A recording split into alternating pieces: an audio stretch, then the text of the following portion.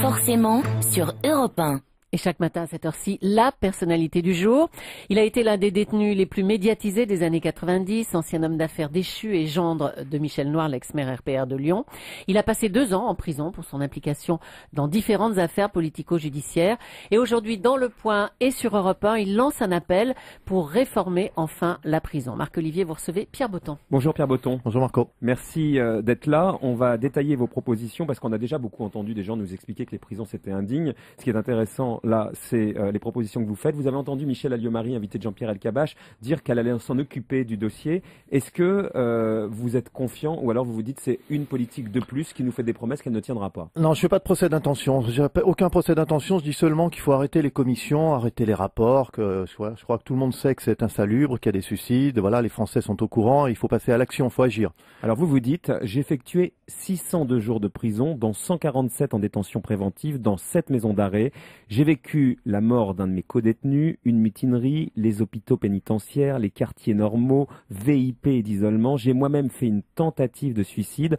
Je crois savoir de quoi je parle. Vous vous souvenez le premier jour que vous avez passé en prison, Pierre Botton? Oui, mais je voudrais pas tellement parler de mon cas personnel parce qu'on n'a pas beaucoup de temps, Marco. Non, mais on va parler de vos propositions, mais voilà, racontez-nous parce ouais. que pour que les gens qui vous écoutent soient en empathie avec ce que vous avez vécu, il faut bien décrire la situation parce que vous savez bien qu'aujourd'hui c'est la crise, les Français ont leurs préoccupations et se disent aussi, bon, s'ils sont en prison, c'est qu'ils l'ont mérité. Oui, mais alors ce qui a changé par rapport à mon époque, c'est qu'aujourd'hui tout le monde peut aller en prison à cause des délits autoroutiers, Marco.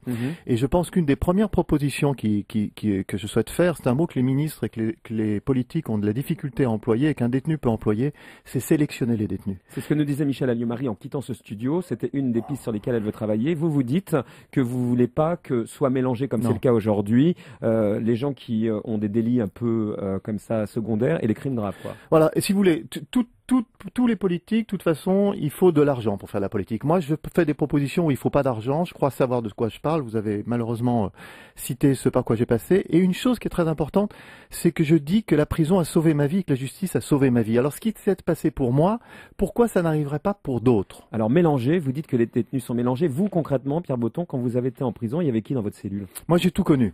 Donc j'ai tout connu. J'ai connu des droits communs, j'ai connu des délinquants sexuels et tout ça. Et justement, je pense qu'il faut 3 catégories. Premièrement, quelqu'un qui n'est pas condamné ne peut pas être avec quelqu'un de condamné. Deuxièmement, quelqu'un qui est primo-délinquant, condamné pour la première fois, ne peut pas être avec un récidiviste. Quelqu'un qui est récidiviste doit être avec un récidiviste. Et ensuite, 3 autres catégories. Délit, crime sexuel, crime de sang. Et pourquoi c'est pas fait? Parce que ça tombe vraiment sur le point du bon sens. Oui, voilà, exactement. Mais pourquoi c'est pas fait? Ça doit être apparemment plus compliqué que ce qu'il paraît. Vous venez d'employer un terme qui est exactement celui que j'emploie, c'est des propositions de bon sens. Mais pourquoi c'est pas fait? C'est pas fait parce que l'administration pénitentiaire est lourde, parce qu'à chaque fois on dit les moyens, parce qu'aujourd'hui on se complaît dans une situation. Et cette situation, il faut changer. Là, dans les 4 jours qui viennent, il y a un détenu qui va se suicider. Alors justement, à propos du suicide, Michel Alliot-Marie propose des kits de protection destinés aux détenus susceptibles d'attenter à leur jour, contenant des draps et couvertures indéchirables et des pyjamas en papier. Vous dites quoi? Non, je dis tout ce qui est fait est bien l'affaire. Je dis seulement une chose. Moi, vous savez, ce qui m'a amené à la tentative de suicide, c'est le fait de me retrouver face à moi-même, face avec les délits que j'avais connus, que j'avais commis et face à mes fautes. Et je pense qu'il y a une des choses qui se passe en prison, on s'ennuie, on s'emmerde, on ne voit pas le temps passer. Mais vous voulez quoi?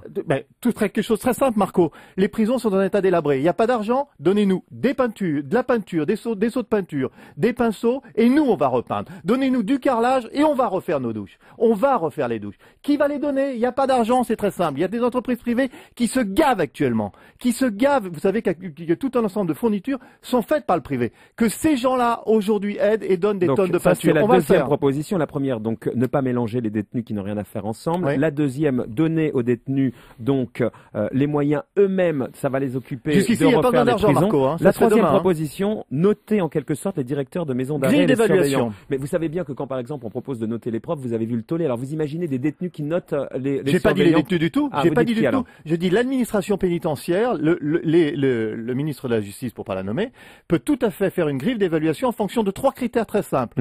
Taux de récidive, taux de suicide, taux de sélection des détenus. C'est très simple, ça se fait demain. Ça, vous proposez ça. Et vous pensez qu'il y aurait beaucoup de gens qui seraient sous la moyenne? Je pense que ce serait une catastrophe aujourd'hui. Une catastrophe? Oui. Pourquoi? Qu'est-ce que vous avez vécu qui vous permet de dire ça? Tout. Tout ce que vous savez, malheureusement, les propositions que je fais sont des propositions qui sont issues d'une expérience. Voilà, je crois malheureusement savoir de quoi je parle. Mais dans votre expérience, il y a des choses positives. Vous dites que la prison vous a sauvé. Vous dites aussi, par exemple, les surveillants sont des gens formidables. Bien sûr. Il faut revaloriser. Alors, je vais vous raconter une toute petite anecdote. Et on a organisé une projection du film d'Audiard, le prophète. Un prophète, voilà. Qui est-ce qu'il y avait à cette projection? Bien sûr, des ministres, bien sûr, les cadres de l'administration pénitentiaire. On n'a pas été capable d'offrir 2 places par surveillant dans toutes les régions de France et d'organiser une projection pour les surveillants de France. C'est-à-dire que ces gens qui sont au contact des détenus, qui sont sur le terrain, j'envoie un message, le terrain. Ces gens qui sont au contact, on les délaisse. On parle de la hiérarchie, bien sûr, le ministre va rencontrer la hiérarchie, le directeur de l'administration pénitentiaire, les directeurs de maison d'arrêt. Vous savez ce que c'est qu'une visite de prison par un ministre de la Justice? Vous le voyez à la télé? Vous pensez sincèrement qu'on peut envoyer un message, qu'on peut voir la réalité? C'est pas la faute du ministre, hein. C'est la faute de tout ce qui se passe entre-temps. J'ai côtoyé un petit peu le monde politique à une certaine époque, je sais comment ça se passe, puisque je les organisais, ces visites-là.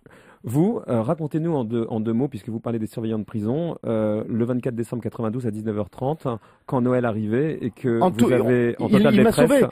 voulu attenter à votre vie. C'est-à-dire, c'est très simple, à 19h, c'était le premier Noël que je passais en prison, il voyait que j'étais en train d'aller très très mal, et contre toutes les lois, c'est-à-dire contre toutes les lois qui existent, il a ouvert la prison à 19h, parce que ma cellule à 19h, et il m'a pris dans les bras. Il a enfreint à 2 reprises les lois. Premièrement, il n'a pas le droit d'ouvrir la prison après 17h. Et deuxièmement, il n'a pas le droit de contact avec le détenu. Seule chose, c'est qu'il m'a sauvé. Et donc vous demandez que ces lois-là changent aussi? Je demande qu'on responsabilise les surveillants. Vous savez comment on appelle les surveillants aujourd'hui? Les maçons? Non, des porte-clés. Des porte-clés. C'est-à-dire qu'on les appelle des porte-clés. Ils portent les clés. Ils sont en contact. Ils savent quel détenu va passer, quel détenu peut travailler, peut pas travailler. Il faut faire cela. Je veux continuer une chose. Allez-y.